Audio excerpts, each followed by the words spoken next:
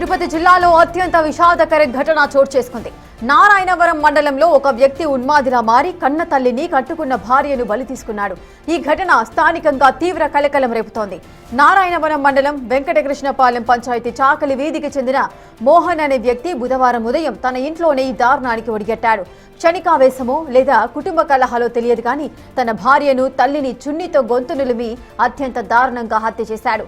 అయితే ఈ ఘటన తర్వాత నిందితుడు మోహన్ తన ఇద్దరు పిల్లలను వెంటబెట్టుకుని పరారయ్యాడు. ప్రస్తుతం నిందితుడి ఫోన్ స్విచ్ ఆఫ్ వస్తుండటంతో పోలీసులు అతడి ఆచూకీ కోసం గాలిస్తున్నారు.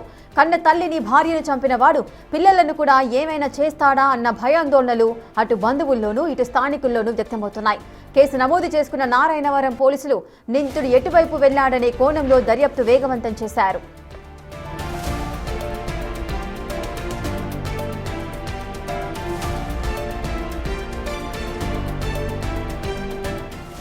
ఈ ఘటనకు సంబంధించిన పూర్తి డీటెయిల్స్ మా ప్రతినిధి దామోదర్ అందిస్తారు. దామోదర్, అసలు ఏం జరిగింది? ఆ వ్యక్తి తల్లిని అదేవిధంగా కట్టుకున్న భార్యను చంపడానికి గల కారణాలేంటి? ఏదైనా తెలిసిందా అప్డేట్స్?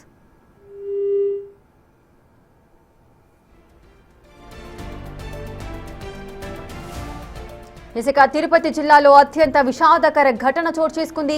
నారాయణవనం మండలంలో ఒక వ్యక్తి ఉన్మాదిలా మారి కన్న తల్లిని కట్టుకున్న భార్యను బలి తీసుకున్నాడు. ఈ ఘటన స్థానికంగా తీవ్ర కలకలం రేపుతోంది. ఇక నారాయణవనం మండలం వెంకటకృష్ణపాలెం పంచాయతీ చాకలి వీధికి చెందిన మోహన్ అనే వ్యక్తి బుధవారం ఉదయం తన ఇంట్లోనే ఈ దారుణానికైతే ఒడిగట్టాడు. మరి ఈ ఘాతుకానికి గల కారణాలేంటి? ఏం జరిగింది? మరి పోలీసులు ఏమంటున్నారు? వ్యక్తి ఎవరైతే హత్య చేశారో ఆ వ్యక్తి పోలీసులకు చిక్కారా లేదా? మరి ఏం జరిగింది? దీనికి సంబంధించిన పూర్తి డీటెయిల్స్ మా ప్రతినిధి దామోదర్ అందిస్తారు. దామోదర్, అసలు ఏం జరిగింది? ఈ హత్యలకు గల కారణాలు ఏంటి అనేది ఏమైనా తెలిసిందా?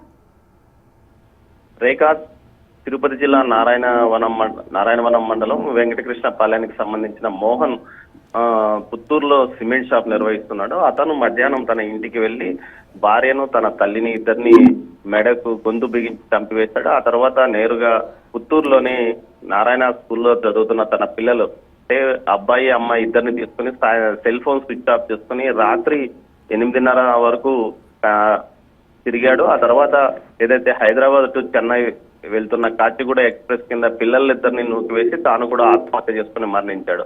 మొత్తం 5గురు ఆ కుటుంబంలో మరణించారు. దీంతో అటు గ్రామంలో విషాదం నెలకొన్న పరిస్థితి. అయితే మధ్యాహ్నం సమయంలో భోజనం క్యారియర్ తీసుకొస్తానని చెప్పి తన బావమరిదిని షాప్ లో ఉంచి వెళ్ళిన మోహన్ అతను అక్కడికి ఇంటికి వెళ్ళి తల్లిని అదేవిధంగా భార్యను చంపివేసినట్టు తెలుస్తుంది. ఆ తర్వాత నేరుగా స్కూల్ కి వెళ్ళాడు. పిల్లలను తీసుకొని సాయంత్రం వరకు పిల్లలను తిప్పాడు. అటు ఇటు తిప్పిన తర్వాత రాత్రి 8:30 గంటల సమయంలో ఈ ఘాతుకానికి ఒడిగట్టాడు. తాను కూడా ఆత్మహత్య చేసుకుని మరణించాడు. మొత్తం 5గురు మరణించాడు. కానీ ఇతనికి ఆర్థిక సమస్యలు లాంటివి ఎలాంటి కారణాలు లేవని కుటుంబ సభ్యులు మిగతా వారు చెప్తున్నారు. మానసిక రోగం వల్లనే ఈ విధంగా చేశాడనే కోణంలో కూడా ఆలోచిస్తున్నారు.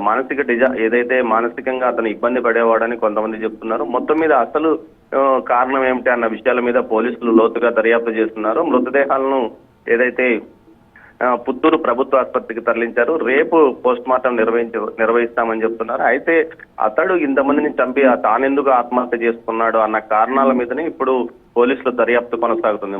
కుటుంబం మొత్తం ఈ విధంగా అందరూ అందం కావడం అనేది పెద్ద విషాదంగా మిగిలిందని చెప్పవచ్చు. Rekha, right, thank you Damodar, thanks for the details. ఇక తిరుపతిలో దారుణమైన ఘటన చోటు చేసుకుంది. నారాయణవనం మండలం వెంకటకృష్ణపాలెం పంచాయతీ చాకలి వీధికి చెందిన మోహన్ అనే వ్యక్తి బుధవారం ఇంట్లోనే తన ఇల్లు అదేవిధంగా కన్న తల్లిని అదేవిధంగా తన ఇల్లాలిని ఇద్దరు పిల్లలను అదేవిధంగా తాను కూడా ఆత్మహత్యకైతే పాల్పడ్డాడు. వారిని చంపి తను కూడా చనిపోవడం జరిగింది. సో ఈ విషాద ఘటన అనేది తిరుపతి జిల్లాలో చోటు చేసుకుంది.